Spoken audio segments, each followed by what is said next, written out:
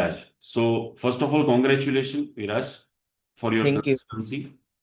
તમારા health related એટલા કોઈ મોટા પ્રોબ્લેમ છે નહીં, બટ કન્સિસ્ટન્સી ડાયટ એક્સરસાઇઝમાં જે છે એ જબરજસ્ત છે અને એના માટે તમને બિરદાવીએ છીએ, સન્માનિત કરીએ છીએ.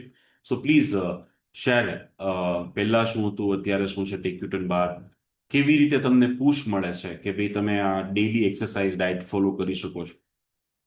એટલે હું તો જે પ્રમાણે રેગ્યુલર રૂટીન છે એ પ્રમાણે એક્સરસાઇઝ ને ડાયટ જે પ્રમાણે ફોલો કરવાનું એ જ કરું છું. સલાડ છે, પછી સ્પ્રાઉટ છે એ પ્રમાણે, જી.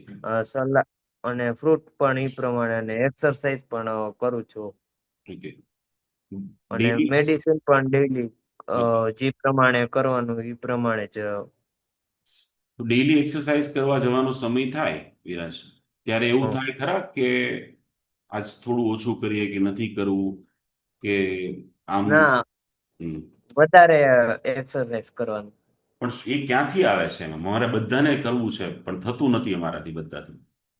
એટલે આમ પેલા આમ એક્સરસાઇઝ આમ કરતો, પણ આમ ઓછી થતી. આમ ત્યારે જે પેલા જે એનર્જી હતી મીડિયમ હતી, ને અત્યારના આમ એનર્જી આમ વધી ગઈ છે, કેમ કે આ જે સલાડ ને સ્પ્રાઉટ કે આમ જે ડેઈલી જે રૂટીન ચાલુ છે એનાથી આમ બુસ્ટ અપ હોય ને એવું લાગે. યસ. એમાં જે બુસ્ટ થઈ. યસ. પણ એમની પહેલા તો આપણે સેલેડ, કઠોળ, ફ્રૂટ્સ તમે સમજો કે રેગ્યુલરલી નહોતા ખાતા. હા. એક્સરસાઇઝ જે છે એ પહેલા આટલી બધી રેગ્યુલરલી નહોતી, પણ હવે થાય છે. બરાબર? બધાનો અમારા બધાનો પ્રશ્ન આ છે. તો હવે થાય છે, તો એની પાછળ કંઈક આપણે શું કારણ, એટલે આપણને એવી રીતે શું થયું કે ભાઈ મગજમાં શું વિચાર આવ્યો કે ભાઈ આપણે દરરોજ આ કરી શકીએ છીએ?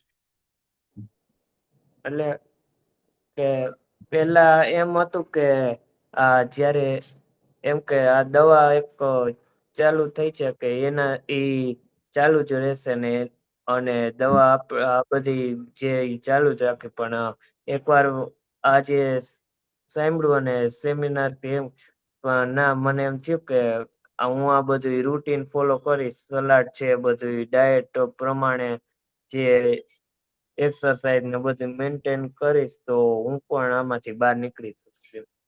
તો એટલે કમિટમેન્ટ. યસ. એનાથી એનર્જી પણ વધારે આવે, એનર્જી પણ એટલી રહીને એ વધી ગઈ. અને આજે મેં વિચાર્યું કે હું આ એક વર્ષની અંદર જે આનાથી બહાર નીકળી રહીશ, એટલે એનાથી મોટિવેશન પણ. Thank you so much, Viraj. Really appreciate. અમે તમને મીન્સ અમે બધા જ મેમ્બર વધાવીએ છીએ. કોંગ્રેચ્યુલેટ કે થેન્ક યુ. આટલું સરસ એફોર્ટ આપો છો. કારણ કે આજના જુવાનીઓ, આજના યંગસ્ટર્સ, લાસ્ટ ઓપીડીમાં આવ્યો હતો ને ત્યારે તમારા પપ્પાને મેં આ વાત કરી હતી. યસ, કે આજના યંગસ્ટર્સ છે ને એ 500 રૂપિયાની કોફી પીવા ભેગા થતા હોય છે, પણ જીમમાં જવા માટે કે સારું સેલેડ ખાવા માટે તૈયાર નથી. ત્યારે આજે તમે જે રસ્તો અપનાવ્યો છે, અને એ પણ કન્સિસ્ટન્સી સાથે, ખરેખર આનું પરિણામ તમને અદ્ભુત મળવાનું છે. તમે એક બદલાવ છો તમારી સોસાયટી માટે, તમારા સમાજ માટે, તમારા શહેર માટે, ઓફકોર્સ ગુજરાત અને ભારત દેશ માટે. So really salute, really thank you so much કે ભાઈ આવી જ રીતે તમે પ્રયત્ન રાખો, કન્ટિન્યુટી રાખજો. અને સ્વાભાવિક છે કે 1 મહિનાની મારા મત પ્રમાણે બહુ શોર્ટ ટાઈમમાં બહાર આવી જશો તમે. Yes. Thank you so much. Thank you.